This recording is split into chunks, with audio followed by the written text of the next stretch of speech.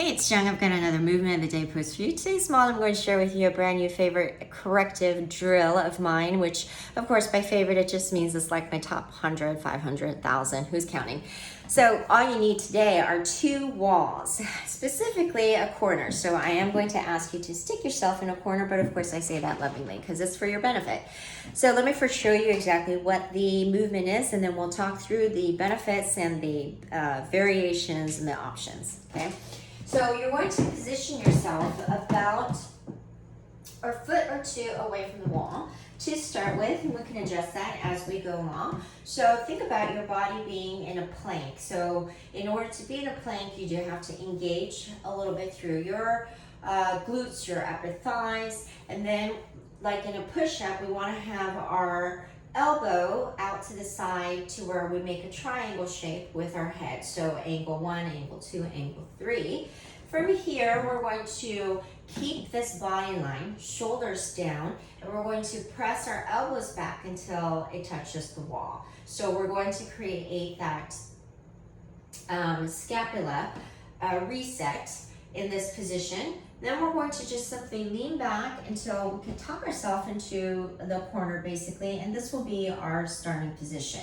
So don't arch or round your lower back as we come on and off the corner. So from here, we're going to keep our shoulders down, press through the elbow into the wall until we're back to standing, until if we come up any further, we'll come off the wall. So at your end point here, we're going to throw in external rotation by taking our thumbs, rotating it outward until they too touch the wall as well. Hold it for a second and then release and come back to starting position, and there's your move. There's rep 1.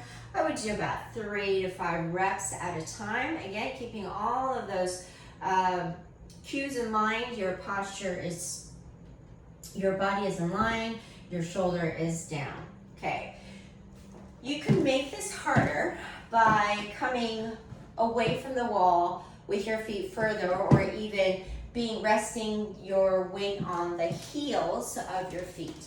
But watch what happens when we do this. Even though it's great because it intensifies the strength requirements, we're losing some of the corrective benefits, because what happens as we come off the wall further, by way of this angle, this distance, we have to raise our elbows higher out to the side in order to prop us up. And even though, yes, it's a much harder engagement of the muscles, as we do this, a lot of people tend to bring their shoulders up as they bring their elbows out. So if you do it against the wall, the way I showed you, you take away the worry about that until you get used to the activation and the proper engagement. Also, if you do it that way with the elbows out, so you've seen people do this on the floor or with their elbows propped on 2 benches or chairs for the strength benefits. One of the things that can happen, because you may not have the strength, is you'll bring your chin up like this in order to trick your body into thinking you're doing the work, and you could of course have that counter beneficial misalignment of the neck and shoulders. So the other benefit of doing it against the wall, when we do external rotation work, which couple of the best exercises for external rotation would be the face pull, or with the band pull apart, okay? Those are all great for external rotation.